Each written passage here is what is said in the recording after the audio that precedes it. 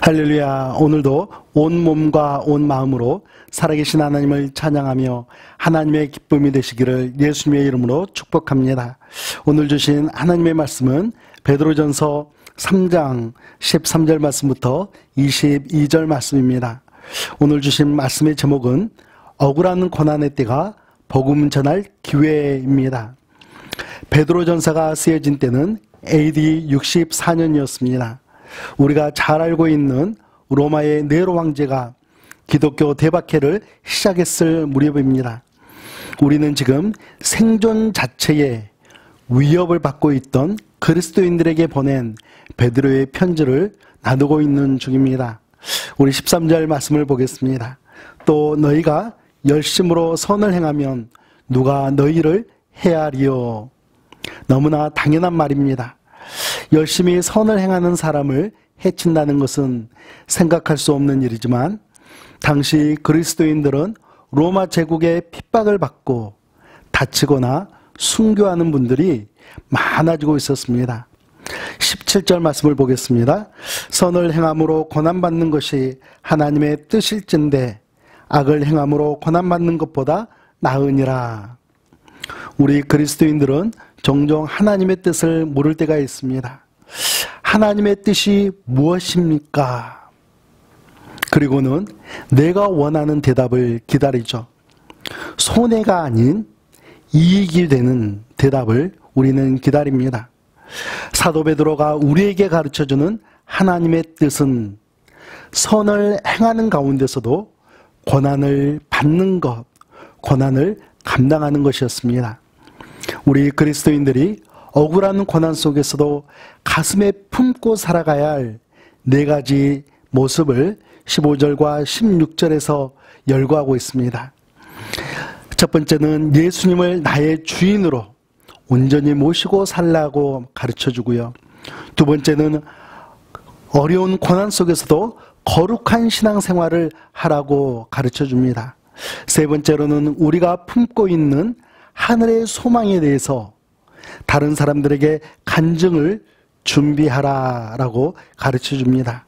마지막으로는 끝까지 선한 양심을 품고 신앙생활하라고 우리에게 권면하고 있습니다.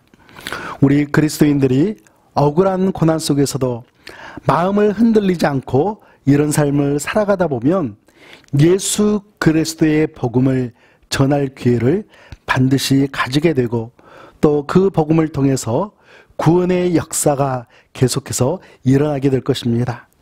우리 18절 말씀을 보겠습니다. 그리스도께서도 단번에 죄를 위하여 죽으사 의인으로서 불의한 자를 대신하셨으니 이는 우리를 하나님 앞으로 인도하려 하심이라. 육체로는 죽임을 당하시고 영으로는 살리심을 받으셨으니. 아멘. 예수님은 죄가 없으신 분입니다. 그럼에도 불구하고 바로 나의 죄 때문에 불의한 나를 하나님 앞으로 인도해 주시기 위해서 십자가에 친히 못 박혀 돌아가셨습니다. 예수님의 육신은 죽임을 당했지만 영적으로는 부활 승리를 거두셨습니다. 우리 이제 22절 말씀을 보겠습니다. 그는 하늘에 오르사 하나님 우편에 계시니 천사들과 권세들과 능력들이 그에게 복종하느니라. 예수님은 하나님의 우편에 앉으셔서 영광을 누리고 계십니다. 아멘. 이 세상에서 십자가 고난을 받으신 후에 누리시는 영광이죠. 우리 그리스도인들도 현재의 고난을 믿음 가운데 잘 극복하게 되면 계산할 수 없는 영광을 누리게 될 것입니다. 사랑하는 성도 여러분, 우리는 고난 가운데서도 무엇으로 선을 행해야 하겠습니까? 비록 코로나로 인해서 거리 두기를 실천해야 할 상황이긴 하지만 아름다운 선, 이웃을 돌아보고 이웃을 섬기는 선을 실천함으로써 복음을 전할 기회를 가지시는 여러분의 가정 그리고 우리 교회가 되기를 예수님의 이름으로 축복합니다. 우리 함께 기도하겠습니다. 모든 영광과 찬양을 받으시기에 합당하신 하나님, 우리가 선을 행함으로 고난받는 것이 하나님의 뜻이라고 가르쳐 주셨는데, 코로나로 인한 어려운 고난 속에서도 선을 행하며 복음을 나누는 저희들이 되겠습니다. 예수님의 이름으로 기도합니다.